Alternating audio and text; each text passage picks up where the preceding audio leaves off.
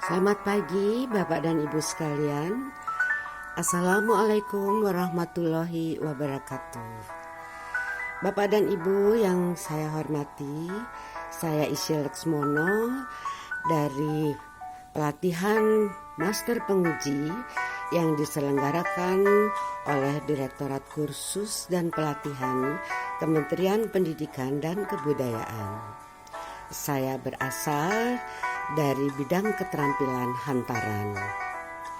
Bapak dan Ibu, izinkanlah pada pagi hari ini saya membahas mengenai keterampilan bidang hantaran, utamanya dalam hal pengujian. Bapak dan Ibu, bidang hantaran pada awalnya terdiri atas 3 level. Level 1, level 2, dan level 3. Pada level 1, peserta didik dilatih dan diajarkan untuk membuat komponen-komponen hantaran, dan pada level 2, mereka dilatih untuk membuat hantaran untuk berbagai macam keperluan sesuai dengan tema di mana hantaran itu akan diberikan. Ada tema sukacita, ada juga tema dukacita. Pada level 3, peserta didik kursus dan pelatihan hantaran dilatih untuk membuat khusus hantaran pengantin dengan nuansa kedaerahan, baik yang secara tradisional maupun yang dimodifikasi. Pada masa-masa itu, minat peserta didik kursus dan keterampilan untuk mengikuti uji kompetensi berkisar antara 80% dengan tingkat kelulusan sekitar 60 sampai dengan 90%. Pada awal tahun 2020 ini, bersama-sama kita ketahui bahwa kita mengubah atau mencoba mengkaji ulang sistem penilaian yang digunakan pada uji kompetensi lembaga kursus dan pelatihan. Hal ini dipacu dan dipicu oleh kebijakan Direktorat Jenderal Pendidikan Vokasi yang berharap agar sertifikasi yang diperoleh melalui uji kompetensi kursus dan pelatihan tidak hanya mencerminkan aku sudah belajar apa, tapi justru benar-benar mencerminkan kemampuan aku bisa apa. Dengan demikian, maka rambu-rambu penilaian pada uji kompetensi yang kita tuangkan dalam rubrik penilaian bersama-sama kita ubah dengan berbasis bagaimana sistem kompetensi lulusan peserta didik, dan kemudian nanti harus dituangkan dalam kurikulum sehingga ketika diuji dengan rubrik penilaian yang baru, mereka dapat benar-benar memperoleh sertifikasi yang mencerminkan aku bisa apa.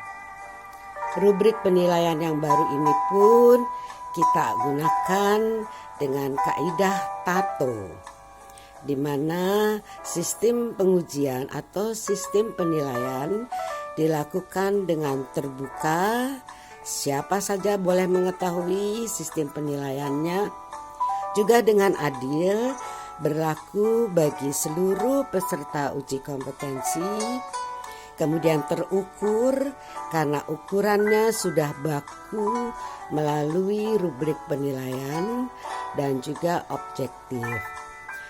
Diharapkan dengan rubrik penilaian yang berkaidah TATO ini, para peserta atau para penguji uji kompetensi akan dapat menilai peserta didik dalam uji kompetensi dengan penilaian yang sama, sehingga penafsiran mereka satu sama lain akan sama pula.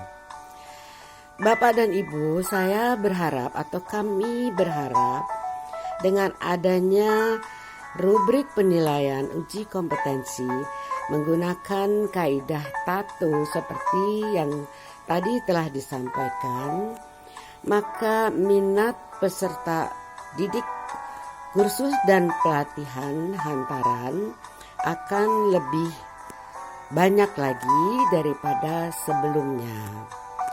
Apalagi dalam penilaian atau rubrik penilaian kami yang baru, maka pelatihan kursus dan pelatihan bidang hantaran tidak lagi dibagi dalam 3 bidang atau 3 level, melainkan hanya dalam 1 level saja yang kami sebut dengan hantaran atau kursus dan pelatihan hantaran pada jenjang 2 KKNI.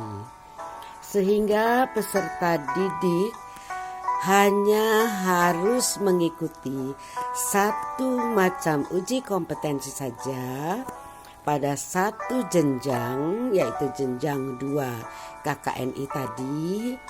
Dan pada jenjang ini sudah merangkum semua bidang-bidang keterampilan yang kami ajarkan. Sehingga betul-betul mereka tidak mendapatkan sertifikasi sebagai hasil pelatihan dengan kondisi aku sudah belajar apa, tapi benar-benar menggambarkan aku sudah bisa apa. Kami berharap persentase peserta didik kursus dan pelatihan yang akan mengikuti uji kompetensi akan mencapai setidaknya 90% dan insya Allah bahkan 100%. Demikianlah Bapak dan Ibu apa yang dapat saya sampaikan sebagai materi dengan judul persentase peserta didik kursus dan pelatihan yang mengikuti uji kompetensi. Terima kasih atas perhatian Bapak dan Ibu sekalian. Wabillahi taufik wal hidayah. Wassalamualaikum warahmatullahi wabarakatuh.